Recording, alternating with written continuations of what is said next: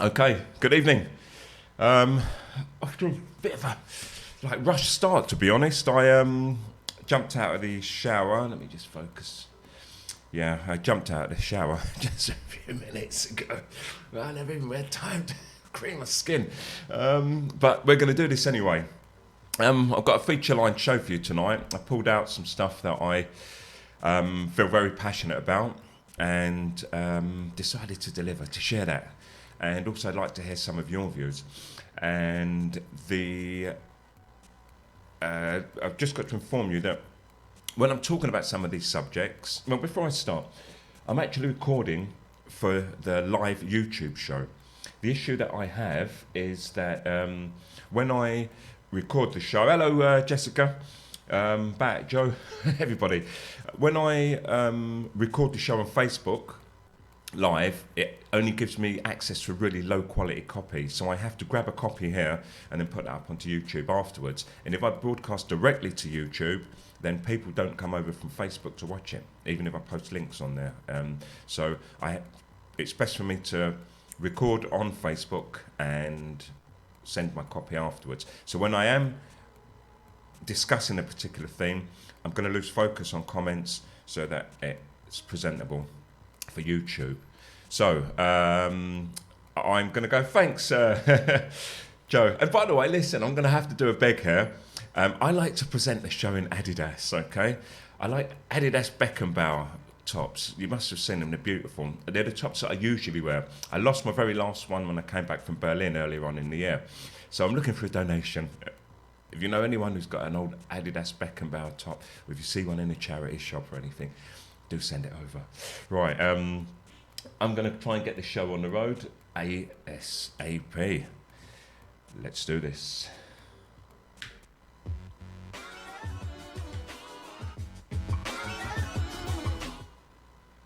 Okay, so I'm going to start off with growing up, and I'm going to say whatever happened to passion, whatever happened to being wild and free.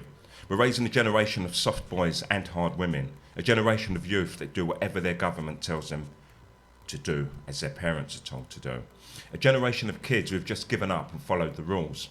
What to eat, what to drink, no freedom of expression in public, no drugs, safe drinking, no fist fights, no name calling, no wild and free, no playing out after dark, no playing far from home, no talking to adults, no hitchhiking, no parties and fields, which music to listen to, what to wear, who to love and who to hate. We did all of the wild crazy free things you could care to imagine, yet very few people were actually harmed. And we all turned into adults and put those things aside, but characters were formed. And the funny thing is that we do grow out of these things and we have great memories to look back on. And out of the madness and experimentation also comes change. Right now I see an ever-pervasive control system being put into place, something which affects us as adults, and it also has the effect of removing the livelihood of the young, creating compliant adults for the future. And today's young are sat in front of computers having arguments online instead of real-life face-to-face debate, searching for love online instead of making eye-to-eye contact or smelling that person that could be your future partner. They're playing games with virtual characters instead of rolling around in the dirt with their friends, and they're building virtual farms and manipulating virtual characters instead of building things in real life or hanging out with real people. We're creating passive automatons that have no idea of the real world. People that actually respond to programming. We're also fast becoming fused to our computers, and in doing so, we're becoming like them. When we watch the world through a screen, we form a tiny subjective reality of what we believe is the grand objective truth. And our addiction to sound bites makes what was big news this morning history by evening. We're heading for big changes in how we perceive our world and how we are controlled within it. These are changes that can only be held at bay if we pull ourselves out of this matrix and experience life outside. We need to communicate our thoughts and ideas, if only to realise that we all have common ground and that our differences don't matter. We can do this and have fun, returning to our terminals at the end of play, but with a more open mindset. And I'm not trying to put the blame on the new generation. However, I think it's worth conveying that there is a system of control at work. This happens every time we chance upon or create new technologies. The ruling elite, the wealthy industrialists, and those that invent a use, often from good families, will benefit from them, which leaves us regular folk standing still as we buy into yet another idea that entices us and somehow makes use of our times and minds. There is a voice calling you. It speaks as temptation, and it lures you like the sirens of Greek mythology that were bound to the islands of Syrian and Scopuli for their wickedness. And you will succumb mostly through misplaced desires. We have everything we need. Enjoy what you have and think hard and do some research before accepting gifts from tech startups and established corporations. So I'm going to say this and I mean it. The future needn't be digital. So on that note, be careful what you wish for. There's a man who contradicts. Wait, he's the type of guy who tell you there's no first place, but he's part of a race. Eyes lie, but take a look inside. They mirror the sights you'll see. Okay, so just a little bit there which I thought I'd express. If anyone wants to discuss on that before I move on to the next topic, do go ahead. Hi Shannon, Angie, Dave, Alan, Vinicum. I don't know why I said your surname and no one else's. I think I like the word Vinicum somehow. So yeah, I've just talked about being wild and young and free. Anyone want to discuss any points on that? We can. If not, I'm going to simply go straight ahead into what I think is the main story of today's show, and something that I've been active in all week. And that is to say, I've seen recent posts about, well, not even recently, this has been going on for a long time, shed your ego, people saying you have to shed your ego and the ego's a bad thing. And I truly believe those people don't understand what the ego is. The ego's been popularised and it's turned into something that it really isn't. Don't forget that the ego is an idea, it's a theory by one man. And if we use it for what it is or understand what it is, then we'll understand that we really need the ego. So, let's get into that.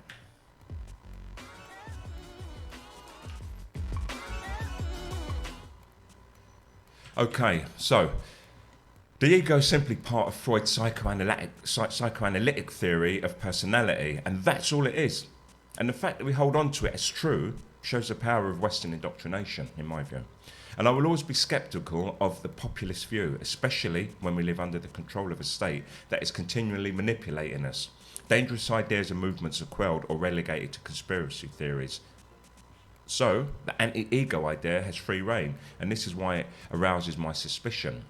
A very common idea has never sat well with me, is the idea that we must shed our egos. It leads me to believe that those who expound the benefits of shedding the ego have never actually turned a page on a book by Freud, but instead are putting forward ideas for and against a populist view. Freud's theory actually states that there are three elements of personality, known as the id, the ego, and the superego.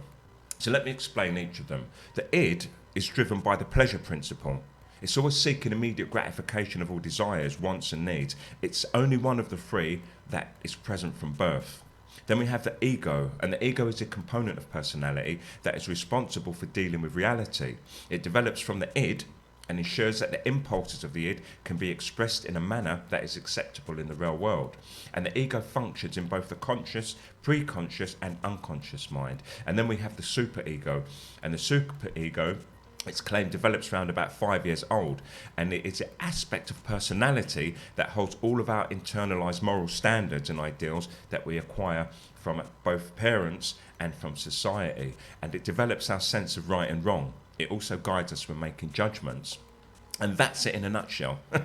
You know, there's tons to be read about it, but those are the three. So I'll start by saying we live in a world in which our worldview, both our thoughts and ideas, are being manipulated. And this has become more pronounced with social media as we log into these domains with our personal units in the form of our phones. And then we're targeted and presented with advertising and ideas which advertisers, propagandists, believe it or not, the state think are relevant to us. And it hasn't quite yet come down to individuals as yet, as we're put into groups, certain demographics, but they're slowly starting to target us as individual units, meaning that in the near future, we will become individual targets. And this is dangerous, as it provides the power to alter our worldview at an atomic level. And we've been targeted with the anti-ego idea.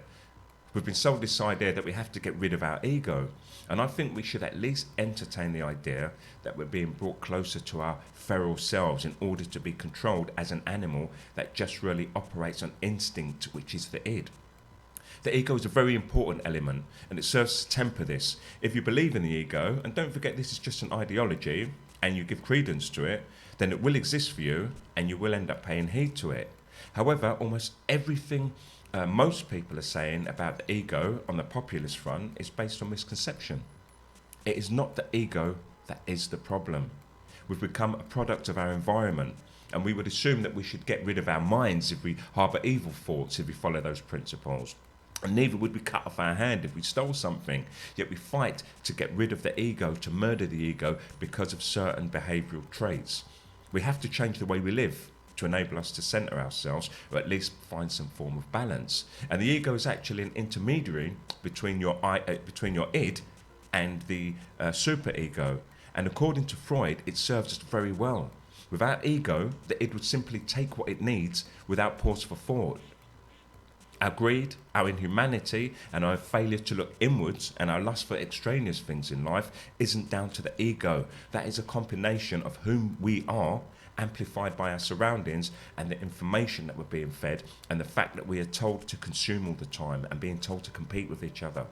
The id is the most basic part of us. That's the thing that drives us to have sex, to fight, to eat. And we will try to do that by any means. But the ego keeps that in check. Otherwise, we just remain savages. The ego is so important in keeping the balance. Oddly enough, the very people that exhibit the symptoms of egotism, as they see it, are those that advise us to get rid of it. You cannot present yourself without ego. I see anti-ego presenters. Let me say that again. Let me say that in your face. You cannot present yourself without ego. See what I did there? So anyway, I see anti-ego presenters with specially combed hair, specially selected clothing, and they alter the way of talking, and they talk with authority about the ego. That's your id, ego and superego at play. You need your ego. Fight me. And I say this in advance, said it at the end. Read what the ego is supposed to be.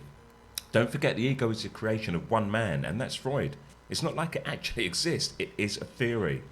However, it's been bastardized over the years, and to me anyway, it seems it's a method of control and part of the battle for our minds from the capitalists, industrialists and the state in order for us to buy the products they manufacture and sell.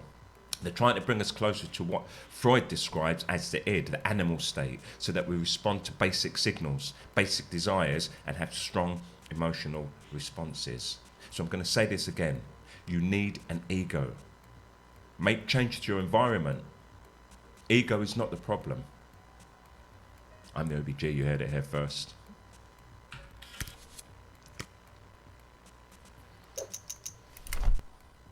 Okay, so if anyone wants to talk on that, everyone wants to chat before I move on, yeah, do so. Leave a message and we can have a discussion. I'll give you 30 seconds on that. If not, we'll move on because I have a thesis. I normally say I have a theory, but a theory is a much different thing. And a thesis, they're both two different things. The theory is when you provide proofs for your idea and so on, and a thesis is just the idea. So in future, you'll hear me saying, I have a thesis. In fact, I've made a little stinger for that, and I'll be using that in future shows. So, yeah, I have a thesis, and I'll be presenting that very shortly. So I hope you've all had a good week. It's Sunday. Tomorrow we have to put our noses back to the grindstone and get on with work.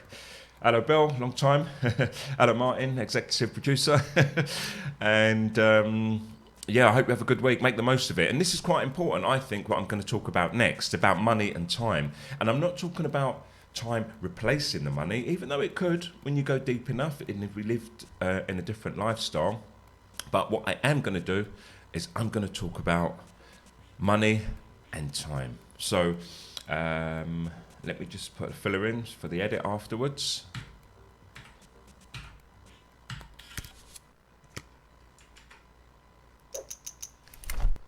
So we've all dreamt about being financially wealthy beyond our needs, and many people are under the illusion that money will empower them. I think most people believe money is a solution to whatever challenges they're facing in life, and on a deeper level, I'd chance saying that people feel with them of responsibility or duty to themselves and duty to taking part in creating a better society. People that go from rags to riches have wealth, but they never have power. Money isn't power, and as obvious as it sounds, power is power. The families with power pass their estate down to their children, and the commodity of the ruling elite is us. We are the power. They manipulate and coerce us in every form possible so we can be the workforce, much like the Matrix, that idea they explored, like we're batteries, we're their power source. And every story that we hear about poor people getting rich is almost made up.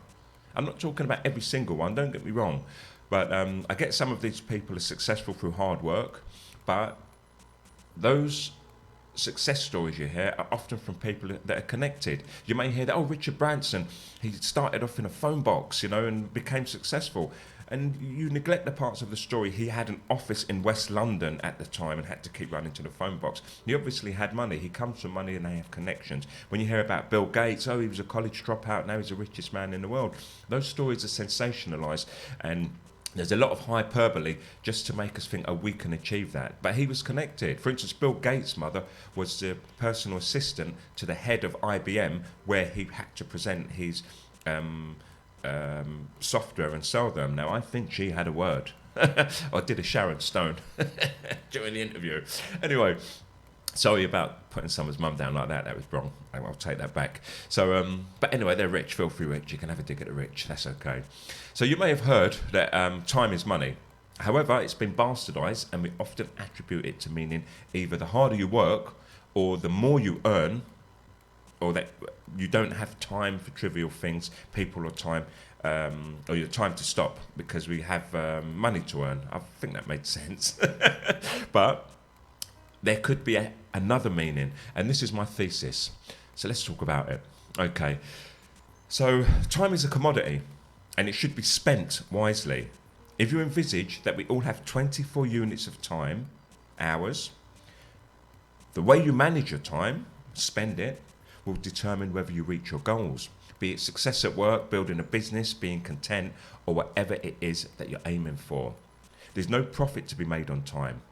If you imagine every day, we start, all of us, with 24 hours, 24 units of time, and that can be broken down into smaller units like pennies, and those are the minutes. And however you spend that time is down to you. And as I said, the hours can be broken down into minutes, and you can use those minutes to use your time in smaller sections. However, do take into consideration that some obstacles, such as unforeseen circumstances, may occur, leading to unforeseen consequences, meaning that you could, in a sense, lose or waste time.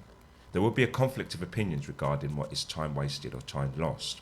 And the time you spend with people always gives you an immediate return on your invested time, and it can be counted as a positive or negative dependent on the event. And time spent alone has its merits or disadvantages. Once again, this is dependent on how you spend it and how it is perceived. I hope you're getting a picture, right? So, I leave you with two examples. One that I consider negative and the other which I consider positive. If you spend your currency in bed, making late starts or procrastinating, it could be considered a bad investment. If you offer an hour of your time, helping a friend to move to their new home, or working at a charity centre, it could be considered a worthy investment. And at the end of the day, your money ends, your time, and is reset the next day, and you're given another 24 hours to spend. And if you make sensible decisions spending your time, it will surely lead to contentment and a feeling of fulfilment. We start each day with a natural wealth, and we should learn how to spend it wisely. And there ends the thesis. Sitting back since yesterday, it's a game don't wanna play. Okay, So, anyone want to comment on that? Because I can do an edit just at that point. So that's money and time. And I'm not saying that time replaces the money.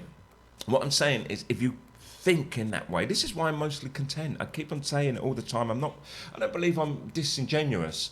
But this is the way I think. And I've always thought like that. I always say time is the commodity. Time is a commodity. So if I get up early, I have more time to spend. It makes me wealthy.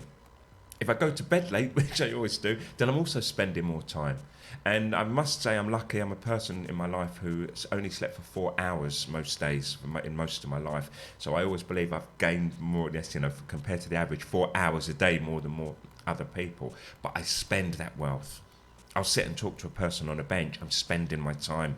I'll just help somebody. But it doesn't have to be a woman. It can be a man. Carrying a heavy box. I'm like, do you need a hand with that, mate? So I'll spend some of the units, some of the minutes with that person. I'll help them carry the box. And there's no real true such thing as altruism. I want something in return, mostly. I want to hear thank you. I want to see a smile. But that exchange is me spending my time. Now, I do that every single day. I just keep on spending and spending and spending. But I believe I'm spending wisely. So at the end of the day, when I go to bed, I sleep easily. Because I know that I've spent well, and then I know, tomorrow, as soon as I wake, I've got another, 24 units of currency to spend again. How am I going to spend it today? And if you think this way, like if you treat it like money, and you know what I'm talking about with money, if you woke up every morning there was £1,000 on your side,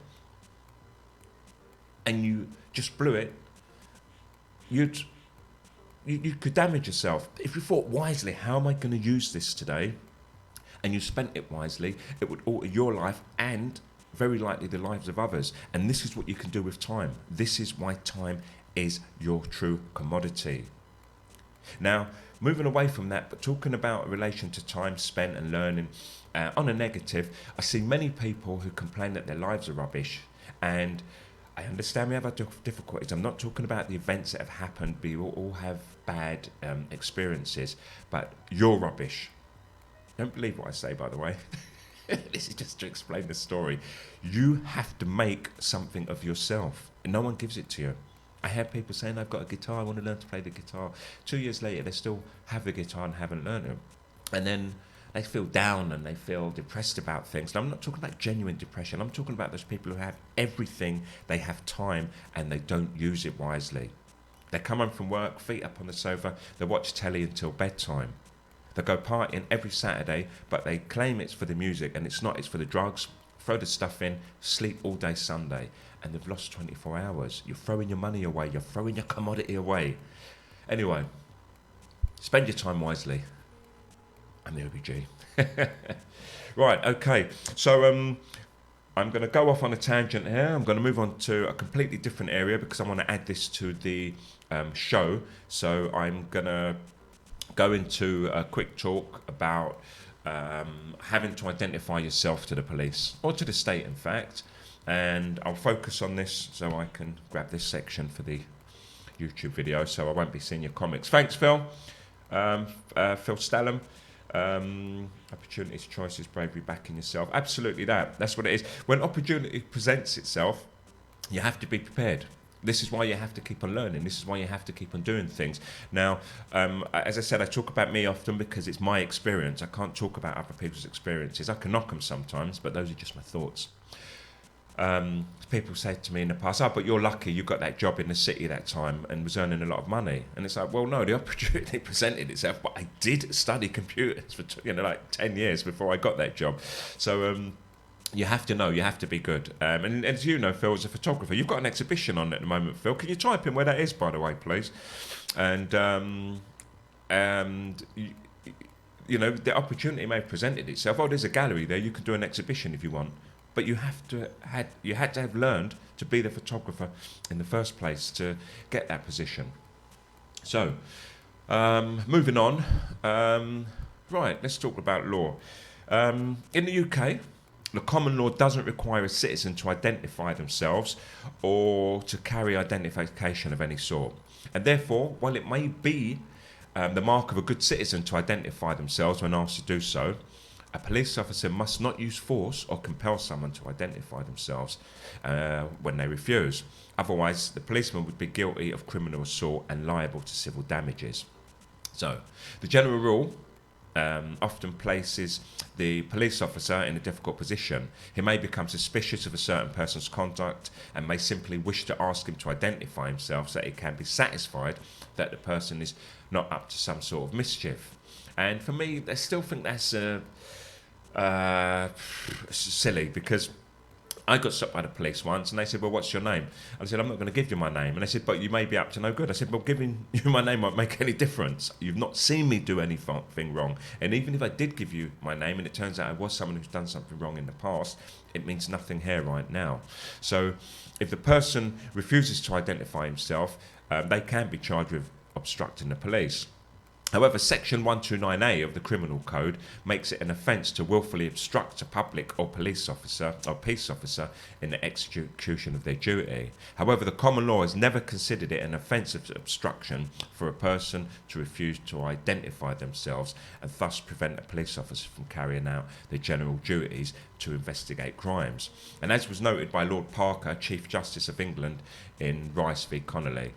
And it seems to me quite clear that though every citizen has a moral duty, or if you like, a social duty to assist the police, there is no legal duty to that effect.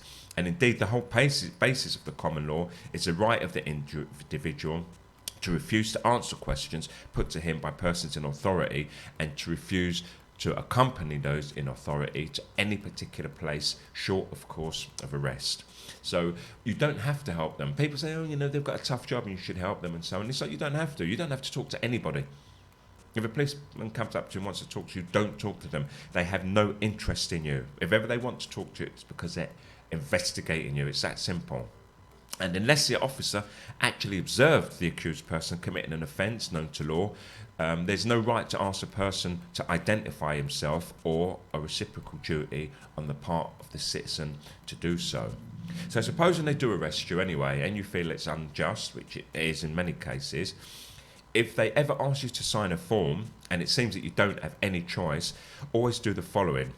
And this applies to dealing with any forms of people in assumed authority, mainly the police or government officials. And I've done it many times. In fact, when I got arrested and it was thrown out and I didn't know why, I'm wondering if that was it, because I used several tricks and I used this one. So before you sign anything under duress, in order not to be unfairly determined in dishonour or incompetent, you may lawfully initial in large letters the letters V.C. where you'll sign your name and then sign your name afterwards. And by not becoming into dishonour, what I mean is you take part in the contract, so you don't fight them off and say, I'm not signing anything and so on, and you don't dishonour it. If you want to enter a contract with them, you say, okay, I will sign it eventually. But you put in capital letters V.C. and then you put your name afterwards. VC stands for vi coactus. It's a Latin term which means under constraint, and this should normally be sufficient on any document which you're forced to sign to bear witness to the fact that it was done under duress. So, at the earliest opportunity before the court or any officials, you can make it known that upon review of your signature, it can be proven to have been forced under threat and coercion, and so it cannot be used as a legally binding agreement. And in some case, it's possible that the police or the officials may start to reject such signatures and adding more threats, force on a person to sign without using VC. But it's your choice to remember that if you allow such criminal intimidation and torture to prevail and do sign without protest, then the system can simply lie and state that you made your signature of your own free will. So, for instance, if you wrote VC and they tore it up or demanded that you do it again, stating that a signature is unlawful and it's against the laws of the Roman cult canon law, which is the actual law that underpins their own statutes and regulations, then ignore that. And what you can do is use an ellipse. So when the threat of intimidation or outright rejection of lawful protest is too great, then a second and equally valid method of signing under protest is permitted, and that is a name of 3 full stops.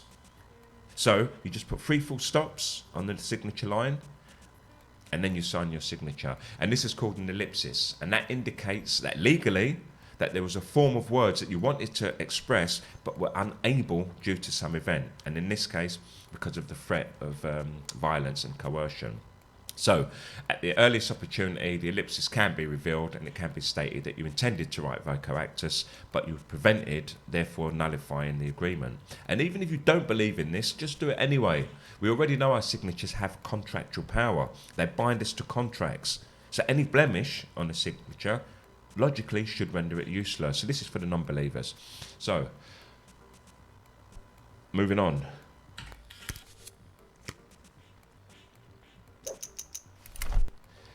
So that's about it for this week's show. I think I went hard this week. I hope you enjoyed it.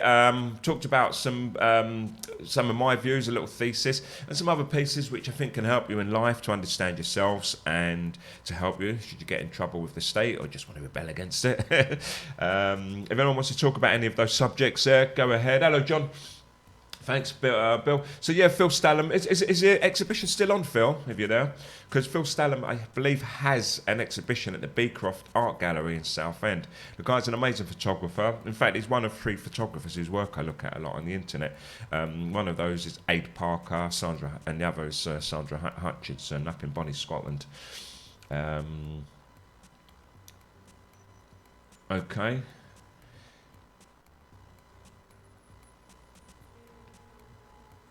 Sound level on my voice. Okay, sorry, David, I missed that.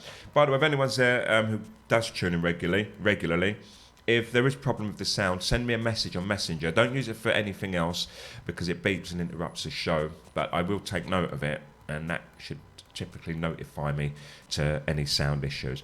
I believe the sound issue may be on your end in this case as well, David. If only one person complains about the sound, or it notifies me, not complains, then I'll assume that person's having a problem, or everyone else is just shy. But the sound levels look all right here, to be honest. Okay, so what's the story of my life? I'll be coming to that real soon. Crescent von Kroon, sorry. I saw so many O's there. This is the story of my life. The thing is, if I try to express the story of my life, it's going to be fraught with bad memories, embellishments, lies in short. If you get a chance, look at my video about about the fact that we all lie on YouTube, the OBG channel. And if I try to tell my story, then I think I may be dishonest. But if I just keep on exhibiting myself, doing what I do, I think people can or will see the truth.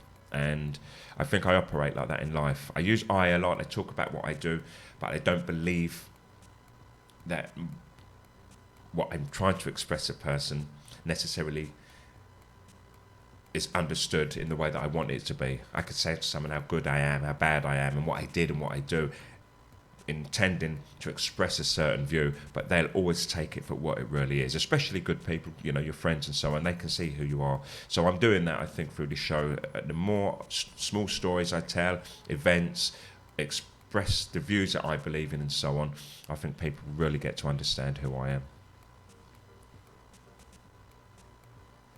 Is anyone else having a problem with sound? Hello, Julie. Nice to see you there. And Crescent von Kroon, I'll be looking into your, the way you present yourself on Facebook too. Very interesting. Hello, Alex. I've got through the main pieces of the show, to be honest, and I'm thinking about signing out real soon. So is there anything that anyone wants to talk about, any topic or a question anyone wants to ask me, go ahead and I'll do that before I leave. And I'll give you 30 seconds to do that before I sign out.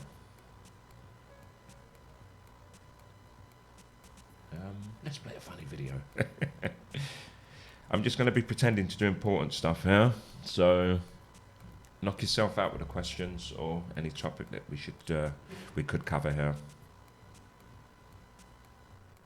Thank you very much, Alan. That's the messages that encourage me. As much as I like to claim I would do it anyway, I think if I didn't have the support from people, I'd wind it up quite quickly. Okay, so you got 10 seconds left.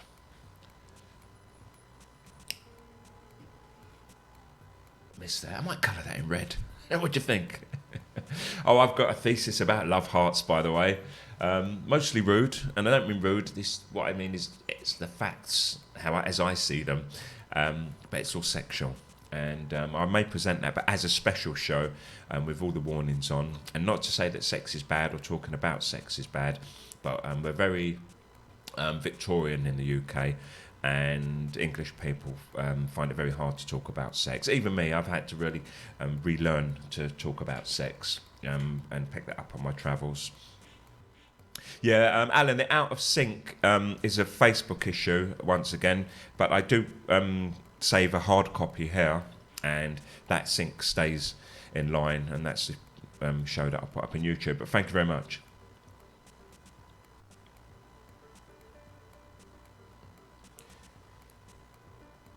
Yeah, thank you very much for saying that. Gives a view not usually seen. But this is, as I said, it's not contrived. I'm not fighting hard to do that. I think that's basically who I am anyway. I'm a contrarian, not just for the sake of it. When I say I'm a contrarian, I think for those of you who know me, I don't hold on to these labels. So when I say I'm a contrarian, I don't mean, oh, this is who I am. I mean, that's part of me. I'm a part of everything. I'm a nihilist. I'm an optimist. I'm a pessimist. And you know, they're all part of who I claim to be. So those people who argue with me on Facebook in the past, most of them have grown up or gone away and say, like, oh, you always contradict yourself. It's contradiction because I hold on to many ideas. I'm not going to be afraid to contradict myself. I'm not going to say, oh, this is who I am and this is what I believe in. I may believe in this on Monday, but presented with new evidence, then I'll change who I am on Tuesday. And even then, I may hold on to both ideas because they're both quite put to me with such intelligent argument that you believe that, but then when you hear the other one, oh, but that sounds right too, and you think, well, no one actually knows the truth. And this is why I find it easy to talk about the subject and defend it in both ways. I can talk about flat earth all day long, and I can talk about round earth all day long. And for those people who hold on to the idea, but it is round, they'll fight me and tell me that I'm a flat earther. And for those people who just want to fight for the idea is flat, they'll call me a glober. And I quite like being in that position because on a personal level, it makes me think I'm doing well, because whatever fight is going on, whether it's Mac versus PC, Labour versus Conservative, flat earth versus round earth, both sides fight me, which means I'm nicely sat in the middle. And I don't mean just sitting on a fence when difficult decisions have to be made, but to me, it makes me feel that I'm holding on to more knowledge. So, on that note, thanks very much for listening. You've been wonderful. And I'll just say, I'm the OBG. Let me do that facing on so I can edit it. And on that note, thanks for listening. You've been wonderful. I really appreciate your time, and thanks for the supportive notes. I'm the OBG. I don't think people really know the true hypnotic power of television. You know, how it pulls us in and just keeps telling us to consume, buy, and tells us to hate each other and separates us and causes the greatest divides, all under the name of entertainment. And every time I turn on my TV, it's just like no surprise. It's all of those programs and they're pushing out lies. And in between there's the adverts and they do it again and they're trying